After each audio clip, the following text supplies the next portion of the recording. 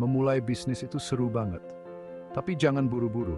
Sebelum mikirin produk, kita perlu ngerti pelanggan dulu. Apa sih yang bikin mereka pusing? Apa yang bikin mereka geregetan setiap hari? Nah, itu dia yang namanya pain point, masalah yang mereka hadapi, hal-hal yang mereka pengenin jadi lebih gampang. Penting banget buat kita ngerti pain point ini. Ini pondasi bisnis kita. Kalau kita bisa menyelesaikan masalah orang banyak, kita udah di jalur yang benar. Jangan cuma nebak-nebak apa yang orang butuhin. Lakukan riset, ngobrol sama calon pelanggan, pahami kesulitan mereka. Ingat, kita bukan cuma jualan produk atau jasa, tapi kita menawarkan solusi, cara untuk bikin hidup seseorang lebih baik. Kalau kita paham pain point pelanggan, kita bisa bikin bisnis yang benar-benar mereka butuhin. Oke, sekarang udah nemu beberapa pain point. Bagus. Tapi yakin nih masalah ini banyak dialami orang? Kita perlu validasi ide kita. Pastikan ada pasar yang butuh solusi kita. Ada dua cara nih, riset kuantitatif dan kualitatif. Riset kuantitatif itu ngumpulin data, kayak survei, kuesioner, dan analisis tren media sosial. Ini ngasih kita data angka, nunjukin seberapa banyak orang yang ngalamin pain point itu. Nah, kalau riset kualitatif, kita menggali lebih dalam. Kita cari tahu kenapa sih masalah ini ada. Lakukan wawancara, bentuk fokus grup, ajukan pertanyaan terbuka. Ini bakal ngasih kita insight berharga tentang target pasar kita, motivasi mereka, frustrasi mereka, dan kebutuhan mereka. Dengan menggabungkan riset kuantitatif dan kualitatif, kita bisa dapetin gambaran jelas tentang pasar. Kita bisa lihat apakah ide kita potensial atau enggak. Validasi itu penting banget. Enterprise in the firm director at Unjuk Works yang bestuin. Sekarang kita udah identifikasi pain point dan validasi ide kita. Saatnya membangun solusi. Disinilah kreativitas kita berperan. Berpikirlah out of the box, jangan takut berinovasi. Nilai unik apa yang bisa kita tawarkan. Ingat, solusi kita nggak harus sempurna dari awal. Mulailah dengan prototipe atau minimum viable product, MVP. Ini versi sederhana dari solusi kita dan fitur-fitur utama saja. Ini cara cepat untuk memperkenalkan ide kita ke pelanggan. Dapatkan feedback, lakukan iterasi, dan tingkatkan. Pelanggan awal kita adalah aset paling berharga. Dengarkan masukan mereka, apa yang berhasil, apa yang tidak. Gunakan informasi ini untuk menyempurnakan solusi kita.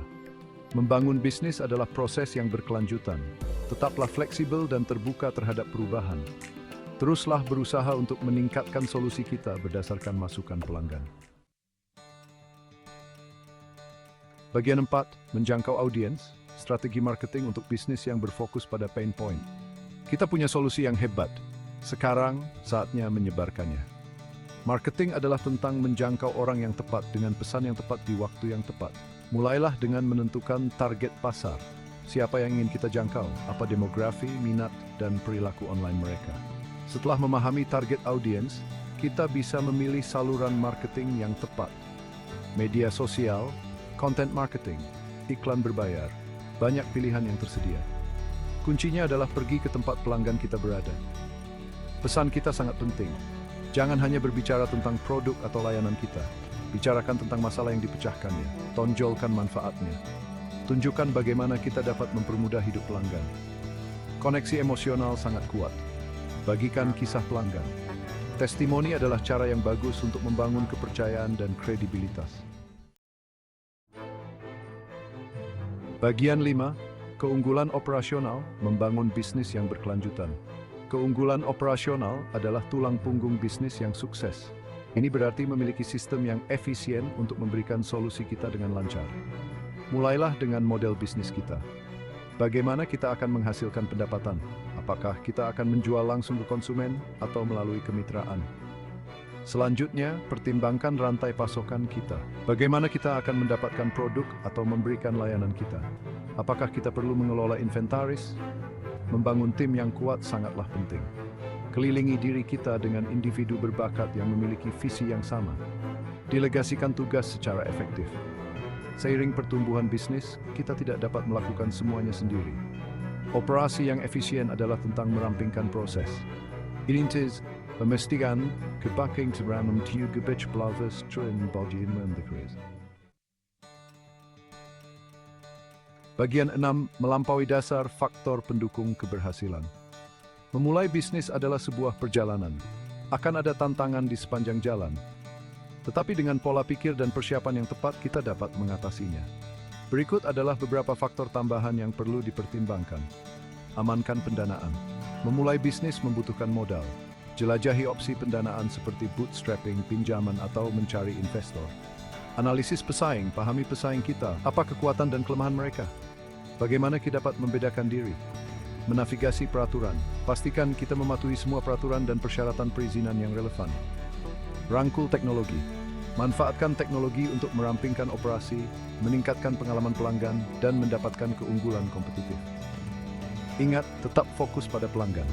Pelanggan adalah prioritas utama kita. Berusahalah untuk selalu melebihi harapan mereka. Beradaptasi dan berevolusi. Dunia bisnis terus berubah. Jadilah fleksibel dan bersedia menyesuaikan strategi kita. Bangun jaringan tanpa henti. Bangun hubungan dengan mentor, penasihat, dan pengusaha lain. Jangan pernah berhenti belajar. Teruslah mencari pengetahuan dan tetap update tentang tren industri. Memulai bisnis yang sukses adalah maraton, bukan lari cepat. Tetap fokus, tetap gigih. Dan jangan pernah takut untuk meminta bantuan di sepanjang jalan.